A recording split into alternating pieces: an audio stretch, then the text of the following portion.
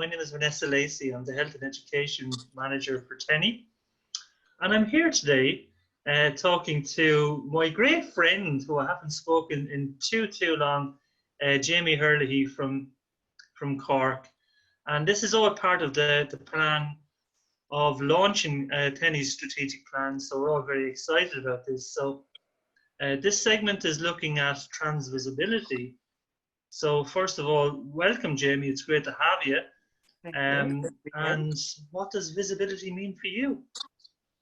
I think to me, like when I came out with my sister Chloe, I think when being introduced to, like, say, transgenderism, I was watching everyone over in America or Canada and people with a lot of money.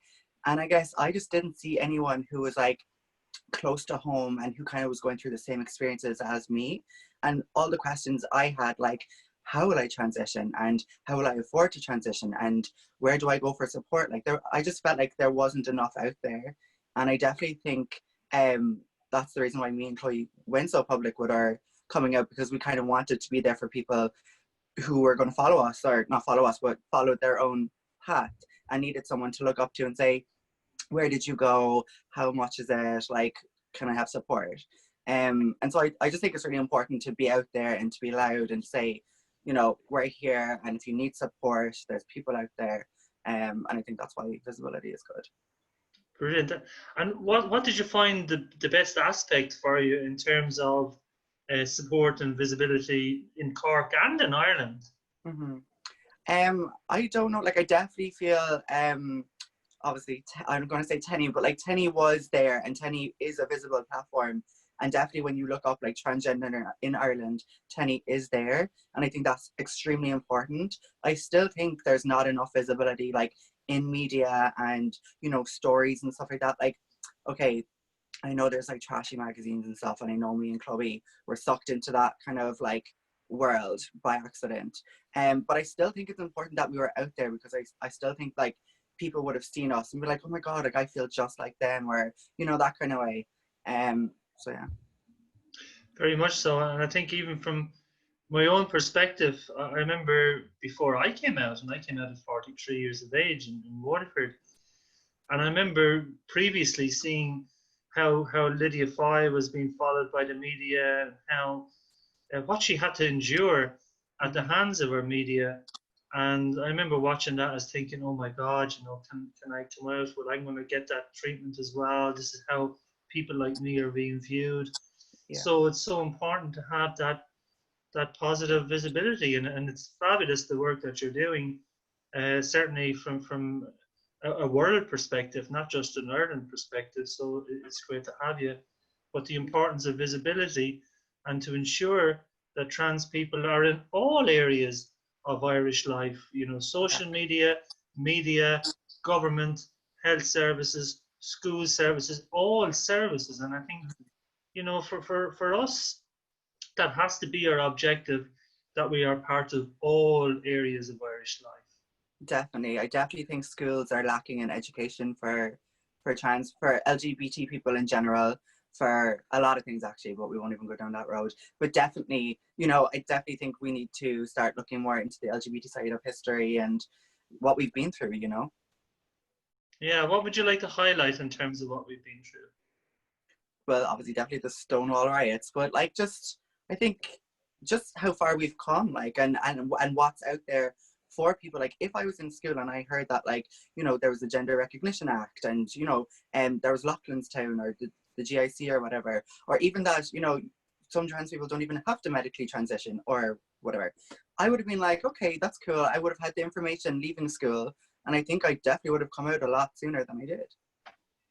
So that needs to be a goal that we need to really forge ahead with the Department of Education to ensure that trans issues and trans visibility is in the school curriculum.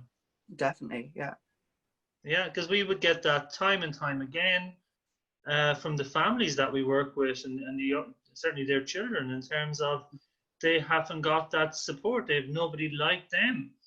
So for often our work is to team families up with other families in similar situations, so at least the child does not feel that they're the only person on this planet who identifies in this way. So I think, yes, 100%, Yeah. that information needs to be there in terms of the curriculum. So we look forward to working with the Department of Education to ensure that happens.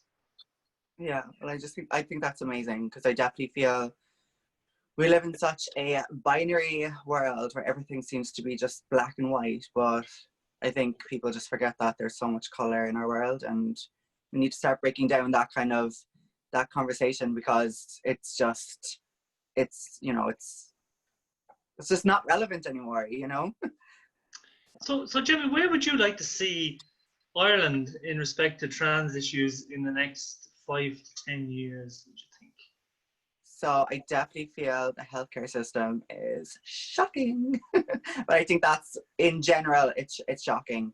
But especially for trans individuals, I think it's desperate. I think the gatekeeping that goes on is rotten. I know people will say like, oh, but these doctors know and whatever, but I don't know. My experience says otherwise. You know, like I literally battled to get surgery. You know, and I'm still waiting.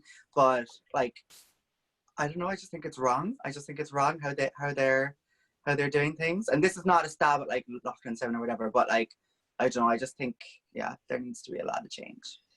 Yeah, I'm afraid to go into that conversation because that's my next link with Noah Halpin in terms Yeah. of services.